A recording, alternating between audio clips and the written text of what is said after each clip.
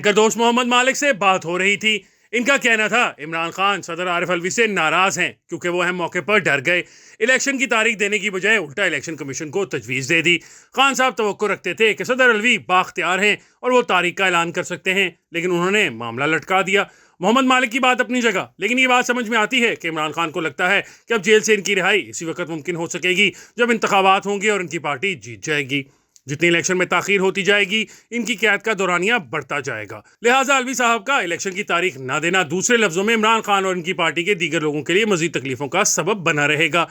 दूसरी तरफ हफीजुल्लाह न्याजी साहब के साथ बात हो रही थी, जो चंद रोज कबल ही सदर अलवी से मिलकर आए हैं। न्याजी साहब की अलवी साहब से मुलाकात 10 बरस बाद हुई। इनकी इमरान खान और सदर आरिफ अलवी के बिगड़े ताल्लुकात बारे रीडिंग मुख्तलिफ है। न्याजी साहब इमरान खान के कज़न और बहनोई हैं और बचपन से खान को जानते हैं। सदर अलवी के साथ भी इनका पीटीआई के क़याम से मिलना जुलना रहा है, लिहाजा वो इनको भी बड़ी हद तक जानते हैं। फिर जो पैगाम मीडिया के जरिए अलीमा खान साहिबा से दिलवाया गया, जिसमें इमरान खान की सदर अलवी से नाराज़गी का इजहार किया गया था, इसकी बैकग्राउंड से भी वाकिफ़ हैं। अलीमा खान साहिबा न्याजी साहब की बेगम साहिबा की बहन हैं, लिहाजा वो बरसों से इनसे वाकफियत रखते हैं। यूँ सियासी कहानी में जितने भी किरदार हैं, इन सबसे हफीजुल्लाह न्याजी अच्छी तरह वाकिफ़ हैं और इस पोजीशन में हैं कि वो उस पूरे मामले पर कमेंट कर सकें।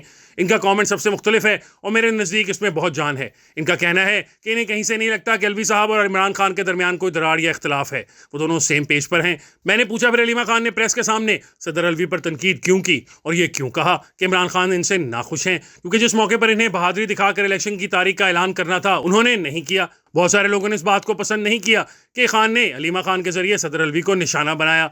अलीमा खान के इस बयान के बाद पीटीआई के सोशल मीडिया सेल ने हिस्ब रवायत सदर अलवी को ऐसे ऐसे अलकाबात से नवाजा कि अल्लाह की पनाह।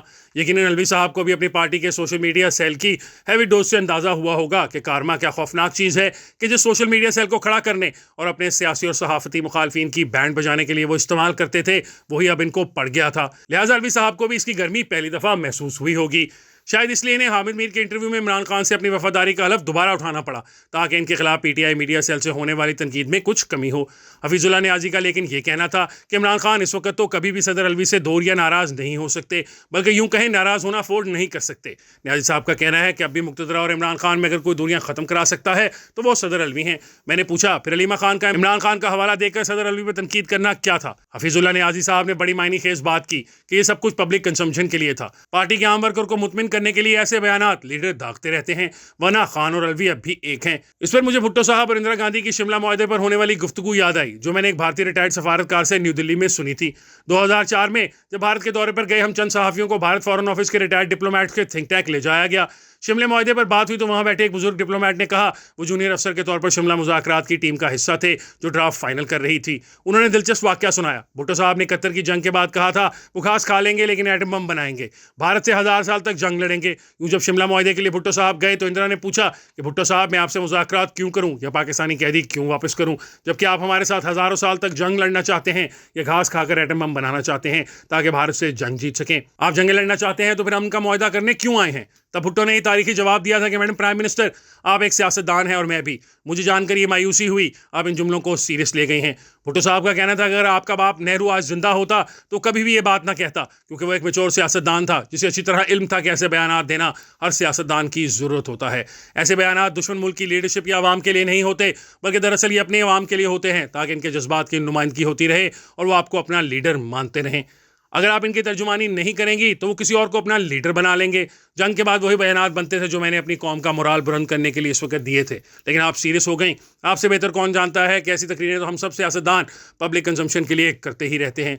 भारतीय फॉरेन ऑफिस के साबिक अफसर के बकौल ये बात सुनकर हम सब चुप हो गए कि भुट्टो साहब की बात में वजन था। भारतीय कैंपस नतीजे पर पहुंचा कि भुट्टो साहब एक सियासतदान थे और ऐसे बयानात देना इनकी सियासी मजबूरी थी, वरना वो आज यहाँ बैठे इंदिरा गांधी के साथ मुज़ाकरात न कर रहे होते, इनकी जगह कोई और होता। इसके बाद भुट्टो साहब के लिए मुज़ाकरात का रास्ता आसान होता चला गया।